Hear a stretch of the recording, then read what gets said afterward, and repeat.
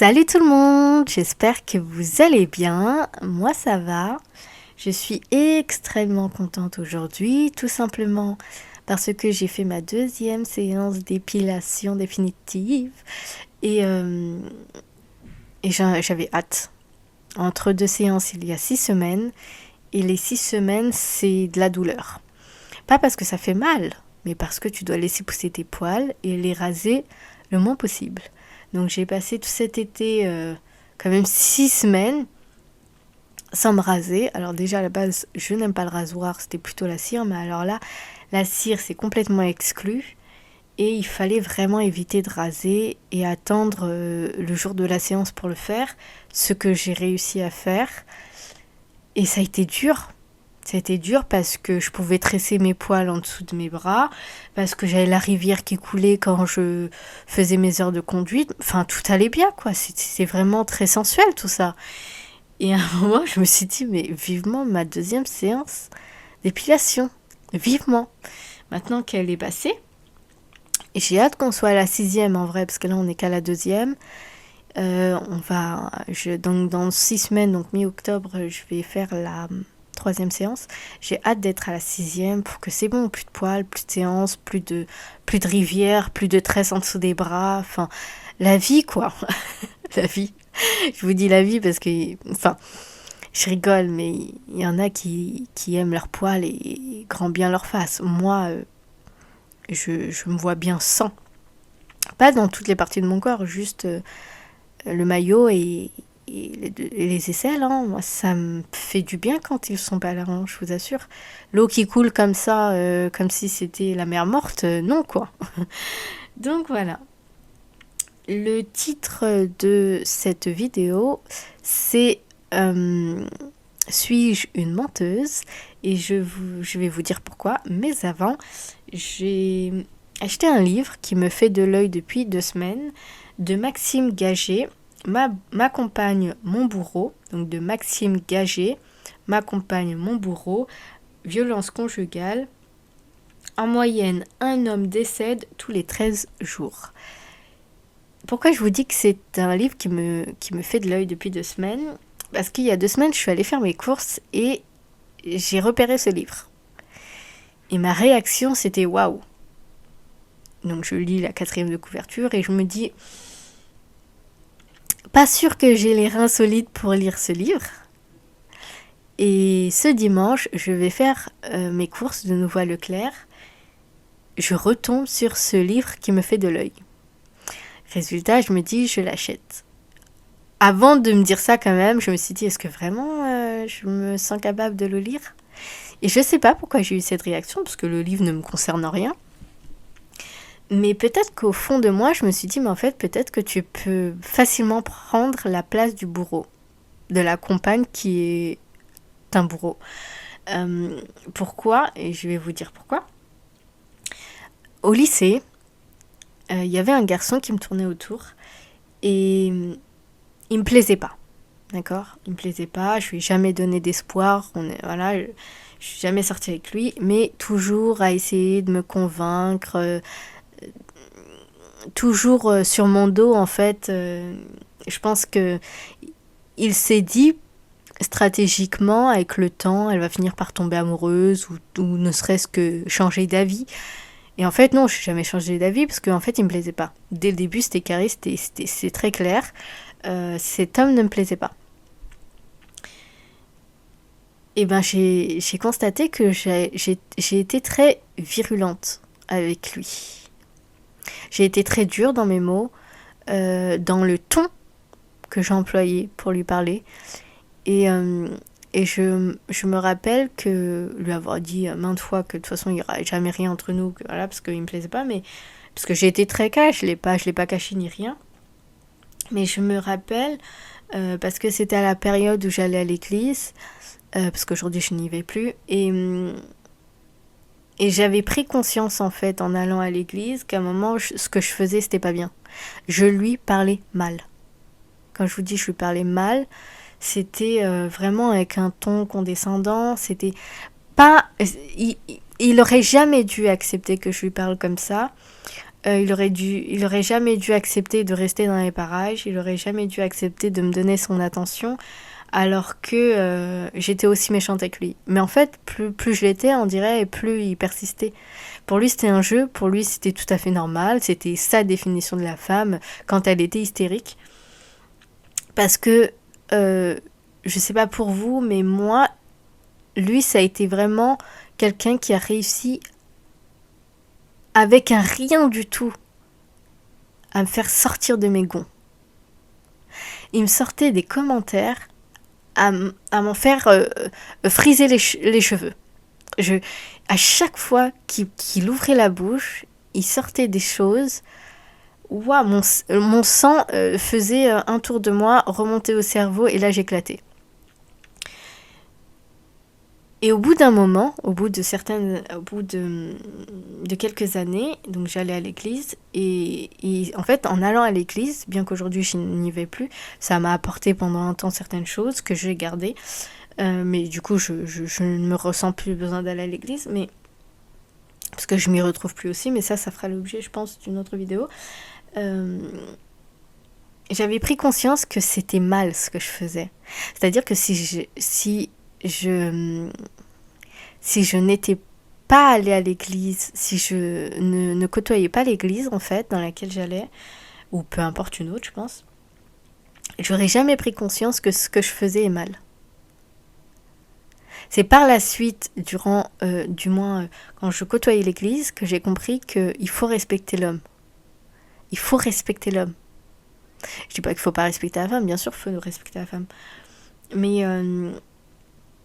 c'est pas anodin, parce que j'ai grandi dans une famille où la femme, elle est numéro 1. C'est elle qui gère tout, c'est elle qui... Et je vous l'avais dit dans une ou deux vidéos, que chez moi, les femmes sont très... prennent souvent la place des hommes, elles prennent beaucoup de décisions et elles portent beaucoup la culotte. Et c'est peut-être aussi ce qui pourrait expliquer qu'il y a beaucoup moins de mariages chez moi.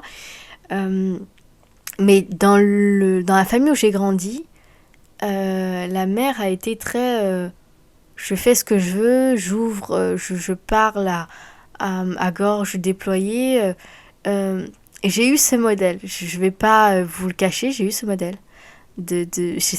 J'ai pas eu le modèle de la femme douce. Attention, après chacun a son expérience, c'est pas du dénigrement ou autre, chacun il faut tirer, on donne, enfin les gens nous apportent ce qu'ils ont à nous apporter. S'ils n'ont pas autre chose, ils n'ont pas. Moi je suis plus dans le récit manque, on m'a pas donné ça, on m'a pas donné ci.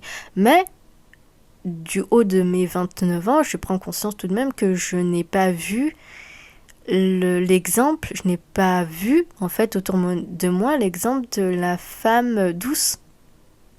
J'ai pas eu cet exemple-là, je ne l'ai pas vu. Ça veut pas dire qu'il y en avait pas. Moi, je l'ai pas vu. Peut-être qu'il y en a et que j'ai pas su lire, je ne sais pas. Mais moi, le modèle que j'ai eu, c'est une femme assez poignante qui avait la bouche bien ouverte, des mots bien glaçants et un ton bien condescendant, très strict, très gna gna gna, je dis un peu ce que je veux, c'est moi qui décide. Je peux vous dire que ça a eu une influence sur moi. Parce que dans le comportement que j'ai eu avec ce garçon au lycée, je le reproduisais. Sur le coup, je m'en suis pas rendu compte. Et je crois qu'au bout de quelques années, justement grâce à l'église, faut reconnaître aussi les bienfaits, les paroles que j'écoutais, comment on appelle ça l'église, les exhortations, le culte que j'écoutais, c'était vraiment, bien que j'étais pas d'accord pour tout, parce que je pense qu'on glorifiait beaucoup plus l'homme que la femme, c'est aussi pour ça que voilà, les églises, du coup, je les ai un peu mis de côté, mais il n'y avait pas que du mauvais. Et dedans, j'avais compris qu'il faut respecter l'homme. Qu'il faut respecter l'homme. C'est important. Et là, je ne sais pas excusez-moi, je ne sais pas quelle sagesse j'ai eue. Et, euh, et quand je m'en suis rendu compte, après tant d'années où j'ai mal parlé à ce garçon, je me suis excusée. Je lui ai expliqué pourquoi. Je lui ai expliqué que c'est pas comme ça qu'on parle à un homme, que il faut respecter, que pas respecter à servir, respecter dans sa qualité d'homme, c'est tout. Il faut pas parler comme ça. Et même si tu peux le faire, parce que rien ne t'en empêche, mais toi, dans ta conscience, tu sais qu'il faut pas le faire, tu le fais pas. Mais moi, j'avais pas cette conscience jusqu'à là. Et je l'ai eu par la suite. Donc je me suis excusée et je lui ai même demandé, par respect, je pense, plus pour lui que pour moi, de supprimer mon numéro. Parce qu'à un moment, il courait, il était toujours derrière moi. Je faisais rien de bien à cet homme. Je ne sais pas pourquoi. Je lui ai jamais rien donné, ne serait-ce qu'une attention. Et en fait, tout le temps. Et son objectif était là, était fixé. Il voulait pas bouger. Si je n'aurais pas dit, supprime mon numéro, c'est bon. Déjà, je m'excusais. On a eu une grande converse, etc. Et après, m'excuser. Je lui ai demandé de supprimer mon numéro. Prends ta vie et va voir quelqu'un qui pourra t'apporter ce qu'elle a à t'apporter. Moi, je n'ai rien en fait. La méchanceté que j'ai eue envers lui m'a frappée. Et j'en ai pris conscience. Et là, je me suis dit, mais c'est pas possible. Je peux pas parler à gorge déployée, mais c'est pas la première fois. Ça sera pas la dernière fois, mais c'est des choses qui peuvent arriver, mais d'une facilité, vous n'avez pas idée. Pareil avec mon ex, je n'ai pas été tendre. Il y a une fois où je me rappelle, il était à la maison et je lui ai dit dégage de chez moi. Ça, vous voyez, quand c'est sorti de ma bouche, j'ai eu un pincement au cœur parce que je me suis dit mais pourquoi je dis ça, c'est même pas vrai. Déjà je voulais pas qu'il dégage, mais je voulais pas être aussi abrupte, je voulais pas être aussi c'est mais je trouve ça méchant en fait. Et en plus dans sa réplique il m'a rétorqué quand même ah ouais tu veux que je dégage. Et ça et là je me suis dit dans ma tête sans le dire à haute voix parce qu'il y a l'ego, je me suis dit mais pourquoi être aussi méchante, pourquoi, parce que on a cette facilité à ouvrir notre gorge, à ouvrir la bouche, à dire des choses sans penser aux conséquences. Aujourd'hui, je comprends pourquoi certaines femmes durent dans leur foyer, dans leur relation, elles ne sortent pas tout ce qu'elles pourraient dire, tout ce qu'elles voudraient dire. Elle sait que c'est pas bien de le dire. Elle sait que c'est pas bien de le sortir. Elle le ravale ou elle fait ce qu'elle veut. Elle va marcher, elle l'écrit, après elle déchire le papier, elle fait ce qu'elle veut, mais jamais le dire. Faut jamais le dire. Je suis quelqu'un qui réagit à chaud, qui suis très, très impulsive, et ça me perd. Ça me perd. Mais ce que je ne veux pas être, c'est une femme querelleuse, c'est une femme qui attaque par la bouche. Je suis d'accord aussi, il faut pas attaquer en réalité, mais savoir se contenir. Déjà prendre conscience que tout n'est pas bon à dire, c'est une chose. Maintenant, essayer de se retenir quand t'as le feu là en toi, que t'as tout le feu que tu veux cracher, tel un dragon, que tu te retiens de le cracher, ce feu au visage de ton compagnon. C'est dur. Ça te prend à la gorge et tu te dis j'ai plein de choses à dire, plein de choses qui ne sont pas nécessaires à dire, qui vont pas arranger les choses. Ça te brûle la gorge. Là, tout de suite, t'as plein de mots. Est-ce que je dis, est-ce que je dis pas? T'as même pas le temps de te dire ça. T'as juste envie de déblatérer ton venin et après faire comme si de rien n'était. Sauf que le mal est fait. Et là, on fait quoi? Donc, ma première réaction en touchant le livre, je me suis dit, ouais, en vrai, je pense qu'inconsciemment, j'avais peur de me reconnaître. Je pense que je sais, je suis pas une femme méchante, mais j'ai ce côté où je sais que je peux être virulente. Je le sais, j'en ai conscience. Là où c'est le pire, c'est quand on n'a pas conscience, c'est que là, tu déblatères tes mots comme ça, comme si de rien n'était, comme si les mots cognent. Ça cogne, ça frappe les murs, ça brise les foyers, c'est dur. Donc, faut en prendre conscience et faire attention. Et je pense que ma première réaction quand je me suis dit je peux pas le lire, c'est même pas, pour vous dire la vérité, j'ai même pas pensé à l'homme en fait dans le livre. Quand j'ai pris le livre, j'ai vu cette femme en rouge en grand, avec la bouche ouverte, et je me suis dit mais ouais, je suis capable de ça aussi. Je suis capable d'ouvrir la bouche comme ça, de dire des choses que par la suite je regrette. Euh, et ça, c'est pas. Je me suis déjà vu le faire, je l'ai déjà fait, et c'est pas glorieux. Voilà. Donc la réalité m'a frappé de plein fouet, et je me suis dit, ouais. Donc ce comportement, c'est synonyme de bourreau. Il n'y a pas que les coups qui blessent, les mots font mal aussi, et voilà. Donc je vais lire ce livre une fois avoir terminé le livre, parce qu'il doit me rester peut-être 10-15 pages du livre de Liane Moriarty, Le secret du mari. Après j'attaque le livre de Maxime Gagé, Ma compagne, mon bourreau. On verra comment je vais, dans quel état je vais être après l'avoir lu. Je prends du recul tout de même en me disant je suis pas méchante, je suis pas un monstre. C'est faux, je peux pas dire que je suis un monstre. Maintenant, je sais que je peux être virulente et ça m'enchante pas. Après, est-ce que je vais lutter contre? Je vais tout faire pour canaliser cette partie de moi. Je peux pas l'éliminer. C'est un modèle que j'ai vu durant toute l'enfance, toute l'adolescence. C'est pas quelque chose que je vais effacer. Donc, on dit que les habitudes sont plus faciles à installer qu'à faire disparaître. Si c'est un modèle que j'ai vu depuis l'enfance, c'est quelque chose qui d'instinct, presque d'instinct, va me revenir. C'est à moi d'en prendre conscience et de me dire ah, voilà, je mets le frein. Mais il faut toujours nuancer. Je ne pense pas être le diable, je ne pense pas être méchante. Déjà, j'en prends conscience. Et je ferai tout pour ne pas que ça brise, que ce soit mon futur couple ou mon foyer. Ou moi-même ou mes proches. Parce qu'en fait, quand tu peux être virulente avec les mots, ça peut être même avec tes proches, même avec tes amis en fait. Parler comme ça sans réfléchir aux conséquences, c'est facile. C'est facile pour tout le monde. Donc voilà.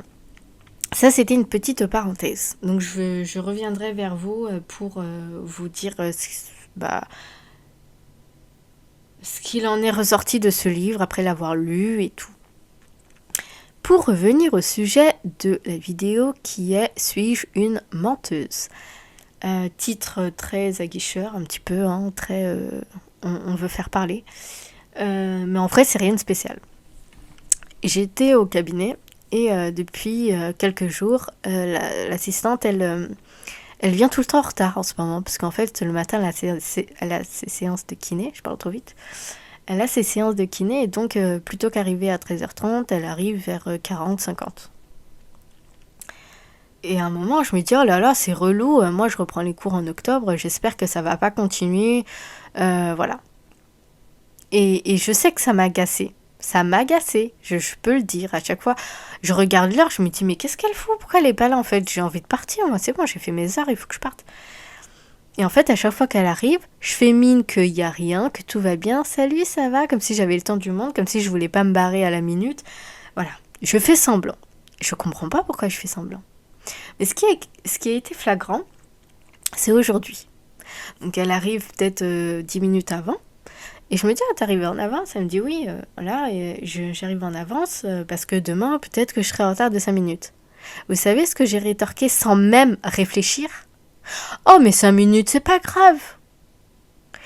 Et là, dans ma tête, je me suis dit, mais Sophia, pourquoi tu l'as ouvert en fait? Pourquoi tu l'ouvres? Pourquoi tu dis que c'est pas grave alors que... En vrai, c'est vrai que si c'est... Parce que j'ai bien précisé par la suite, si c'est juste 5 minutes, ce n'est pas grave. Parce qu'en vrai, si c'est juste 5 minutes, c'est pas grave.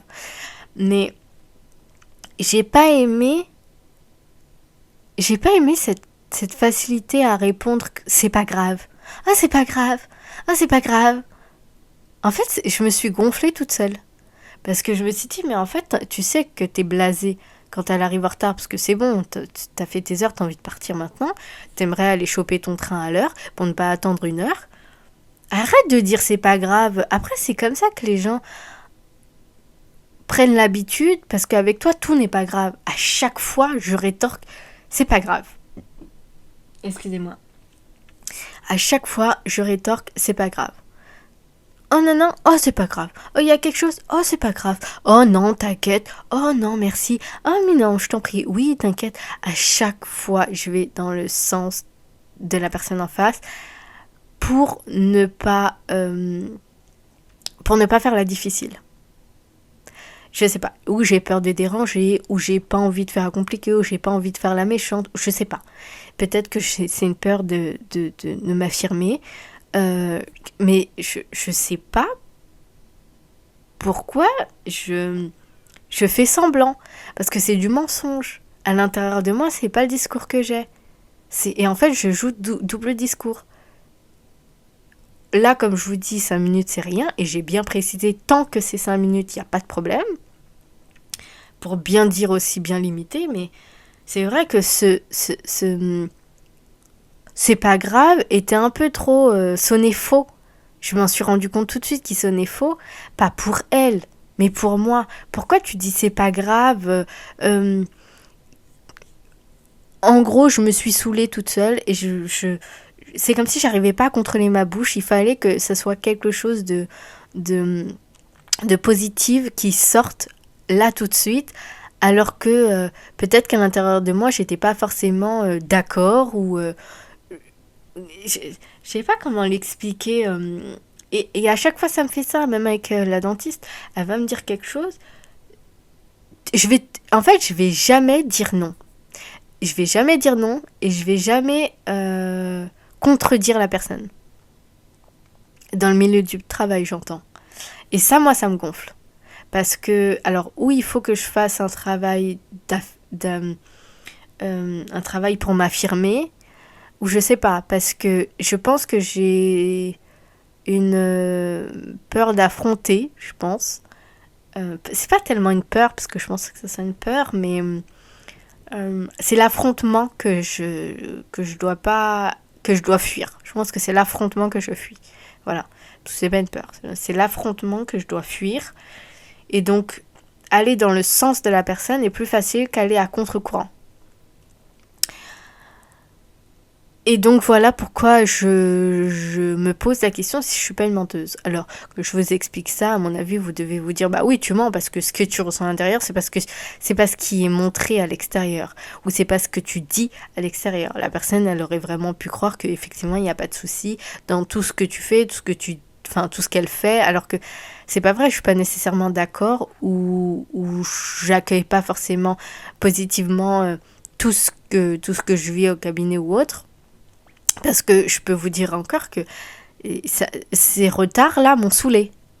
Ces retards dernièrement m'ont saoulée. C'est pas de son fait, elle était chez le kiné, patati patata, mais c'est vrai que ça me saoulait d'attendre, quoi. Moi, je veux faire mes heures, parce qu'il faut pas oublier, hein, c'est un point essentiel, même si, voilà, il faut pas oublier que à partir de 30, je ne suis plus payée et que c'est elle qui est payée. Donc quand c'est moi qui travaille et que voilà, vous avez compris le raisonnement, c'est l'argent pardon. C'est pas pour faire la crevarde, c'est pas pour... Mais il faut comprendre qu'il y a des horaires et que ces horaires-là, c'est à partir de telle heure, c'est l'argent sur le compte d'un autre qui va aller, c'est pas sur mon compte. Les gens ne travaillent pas gratuitement, voilà. Donc je me pose la question, en ayant ce double discours, est-ce que ça va pas... Alors est-ce que je fais ça pour un peu comme me protéger, pour éviter le conflit comme je vous disais, mais donc ça voudrait dire que j'aime pas affronter, donc je suis pas courageuse. Parce que je pourrais aller dans ce sens-là. J'avais lu un livre, j'avais lu le titre d'un livre, pas le livre. Le pouvoir de dire non ou quelque chose comme ça, je l'ai pas lu. Peut-être qu'un jour je le lirai, parce que affronter ou dire non ou ne pas forcément aller dans le sens des gens, ce n'est pas être méchant ou chercher le conflit. Mais moi, je sais pas pourquoi je l'interprète comme cela. Et donc, voilà. Ce qui est très embêtant, je trouve, parce que ça m'amène à accepter des choses que je ne veux pas. Et après, je me mets à me ronger de l'intérieur, quoi. C'est chiant, je trouve. Donc voilà ce que je voulais vous dire. Quoi d'autre ? Je voulais vous parler également... J'étais un moment dans une gare, en fait j'étais à Saint-Lazare. Et moi, les comportements un peu bizarres, je les repère vite. Moi, je suis très observatrice, sans vouloir me jeter des fleurs. Et j'ai vu cet homme qui était un peu... Donc, il y avait un homme, peut-être d'une quarantaine d'années, un peu plus, et cette jeune adolescence, ou peut-être adulte, elle me paraissait d'être jeune adulte, donc on va dire adolescente. Et je sentais qu'il y avait un mauvais rapport entre eux. Et vous allez me dire, mais qu'est-ce qu'elle raconte celle-là encore ? Je sentais qu'il y avait un mauvais rapport parce que je passais le regard, je sais plus pourquoi. En fait, j'ai avancé pour aller prendre le train. Et il voulait toujours qu'elle soit à côté. Il parlait vraiment très doucement. Mais on sentait que le ton qu'il utilisait, c'était un ton... il a dirigé, en fait. En gros, reste à côté de moi, t'éloigne pas, bouge pas. Je sentais que c'était un ton comme ça. Et je sentais que c'était un truc comme ça qu'il devait dire. Et à chaque fois qu'elle marchait un peu trop vite ou autre, il a ramené vers lui. Et tout de suite, il lui disait... donc il parlait pas très fort, il parlait pas fort parce qu'on l'entendait pas du tout. Mais il avait l'air d'être très autoritaire. Très, très autoritaire. J'ai pas l'impression que c'était père et fille. J'avais plutôt l'impression que c'était des partenaires. Donc après, peu importe la différence d'âge, j'avais plutôt l'impression que c'était plus intime qu'autre chose. Et qu'en fait, il faisait un peu ce qu'il voulait d'elle. Je vous donne mon ressenti. Je ne sais absolument rien de ce couple. Je ne sais même pas leur nom ni rien du tout. Mais cette sensation que j'ai eue, je sais pas, mon regard a été attiré vers eux 2-3 fois. Et à chaque fois, il y avait un truc qui clochait dans ce couple. Je sais pas pourquoi, dans ce couple que je présume qu'il est un couple, je ne sais pas, c'est un couple, ça avait pas l'air d'être un lien parent-enfant. Ou parent-adolescent, mais j'ai beaucoup l'impression que c'était plutôt intime, genre partenaire, copain-copine. Mais vraiment pas sain du tout. Mais vraiment pas sain. Comme si une énergie négative, je sais pas, prenait place autour d'eux, les encerclait, mais très négative, hein, très très négative, au milieu des gens. C'est-à-dire, il y a les gens qui passent et eux, ils sont dans un cercle où il y a beaucoup d'ondes négatives, il y a beaucoup d'énergie polluante. On passe à côté d'eux, on se sent... on a beau essayer de marcher comme si de rien n'était, mais moi, je me suis... j'ai pas réussi à faire comme s'il y avait rien. Mon regard était toujours... il y avait rien, il faisait rien de spécial, mais mon regard était attiré, je sais pas, je pressentais quelque chose. J'ai pas l'impression que c'était sain ce qui se passait. Mais voilà, encore une fois, c'est un ressenti. Je suis pas Madame Irma ou qui que ce soit. Mais moi, je fais confiance tout de même à... je sais pas si on peut appeler ça mon intuition. Mon sixième œil. Allez, je vais dire mon sixième œil. Des choses qu'on ne voit pas forcément. Mais c'est plutôt quelque chose qu'on va ressentir. Et on ne sait pas forcément ce qui se passe. Mais on sait qu'il y a un truc qui cloche. Et c'est rare que ça me trompe. Hein. Donc voilà, bon, je vous fais de gros bisous et à la prochaine. Bye.